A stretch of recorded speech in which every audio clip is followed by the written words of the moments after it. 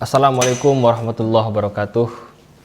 Baiklah, pada kesempatan yang berbahagia ini saya akan mencoba meyakinkan saudara-saudara saya yang belum percaya dengan eksistensi Tuhan, yang tidak percaya dengan adanya Tuhan. Saya akan berusaha membuktikan kepada orang ateis tentang adanya Tuhan, dan Tuhan yang ada itu adalah Allah Subhanahu wa Ta'ala.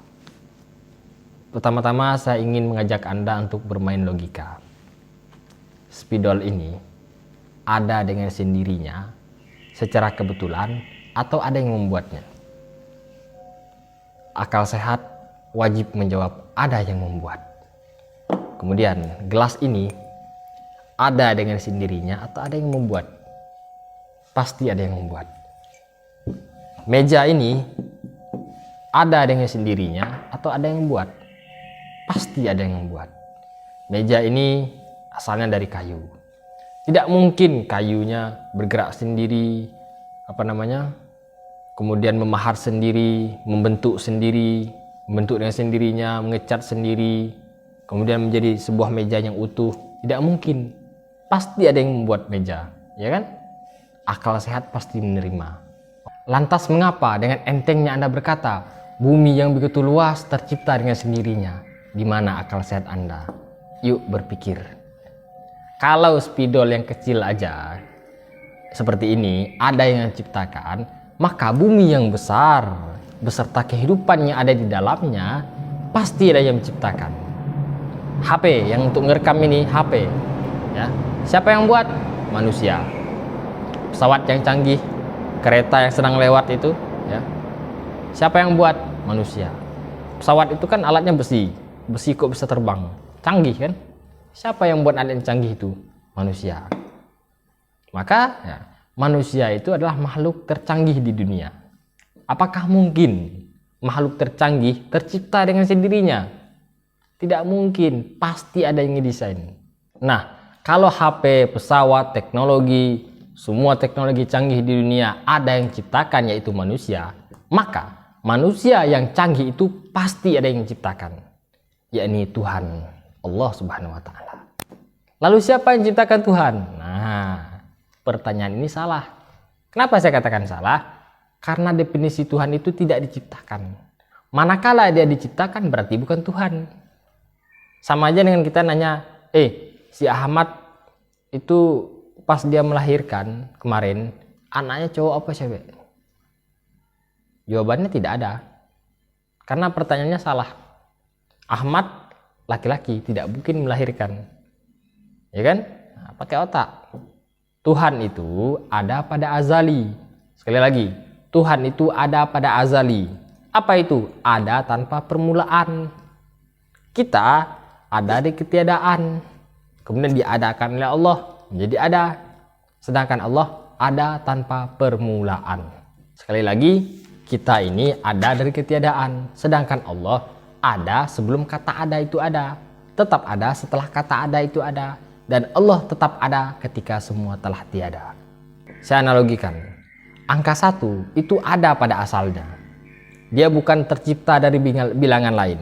Sedangkan angka 2 kita bisa sebut asalnya dari angka 1, karena 1 tambah 1 sama dengan 2, maka asalnya 2 itu 1, ya kan? Sedangkan angka 1 bukan hasil dari penjumlahan angka lain. Ya, 0 tambah 0, 0. 0 kali 0, 0. 0 tambah 0 tambah 0 tambah 0 tetap 0 hasilnya. 1 itu asalnya dari mana? 1 itu memang ada di asalnya. Nah, sepertilah konsep matematika.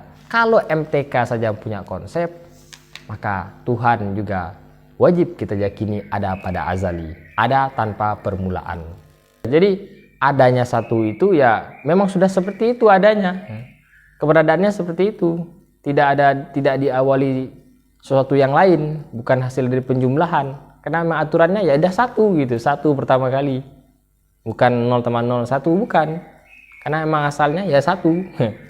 Itu analogi sederhananya seperti itu. Begitupun Allah, adanya Allah Subhanahu wa Ta'ala memang sudah ada dari dulunya ada. Sudah ada dari dulu, sudah ada pada azali, ada tanpa permulaan. Otak kita ini terbatas. kita tidak akan tahu atau tidak akan sampai pada pengetahuan tentang hakikat ketuhanan. Makanya kata Nabi itu apa? Tafakkaru fi khalqillah wala tatafakkaru fi zatillah. Berpikirlah engkau tentang luar biasanya ciptaan Allah, tapi jangan sekali kau berpikir tentang zatnya Allah, karena tidak akan sampai, otak kita tidak akan sampai. Bahkan nyawa saja, nyawa kan statusnya makhluk, ya kan? Nyawa saja ya, sampai hari ini, sampai sekarang tidak ada yang bisa buat nyawa. Apalagi berpikir tentang yang membuat nyawa.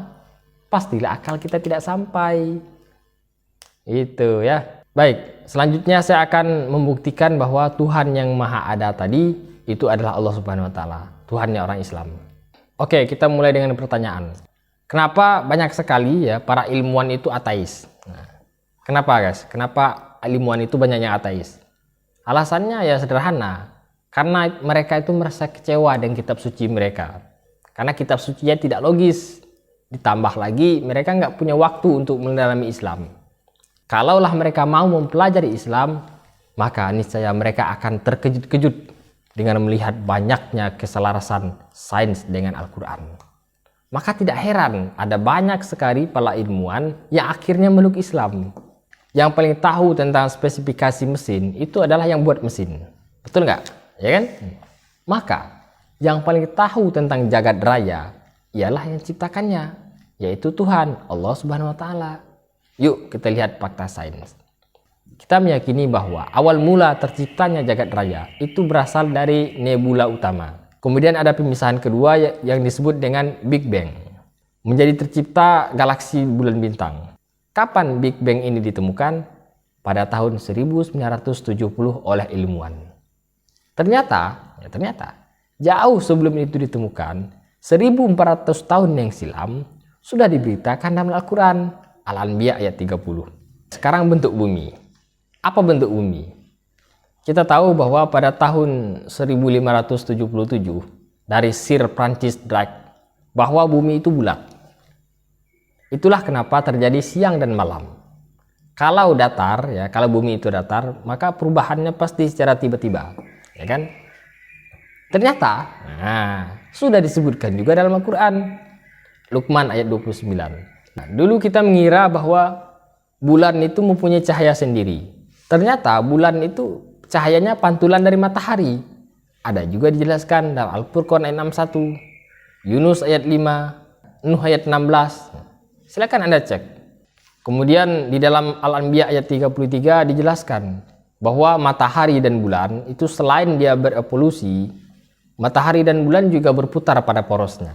Kemudian kita juga punya atmosfer, di mana fungsinya adalah untuk mencegah sinar X-ray dan ultraviolet agar tidak terjadi radiasi.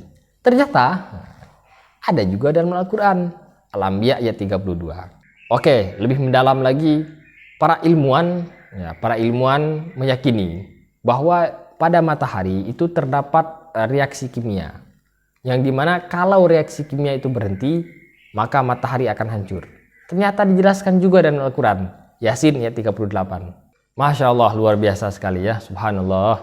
Terakhir sebelum saya menutup sesi ini, saya ingin membacakan quotes dari filsuf ternama yang bernama Francis Bacon. Beliau berkata, sedikit pengetahuan tentang sains menjadikanmu seorang ateis, tapi pengetahuan sains yang mendalam menjadikanmu seorang yang beriman kepada Allah Subhanahu wa taala. Pertanyaan terakhir nih, kenapa Al-Quran tahu tentang fakta-fakta sains yang sudah saya jelaskan tadi? Karena Quran itu firman Tuhan, yakni Allah Subhanahu wa taala. Dan Allah Maha tahu. Karena Allah sendiri yang menciptakan jagat raya ini. Dalam Quran Allah berfirman, Al-Fussilat ayat 53. Maha benar Allah dengan segala firman-Nya.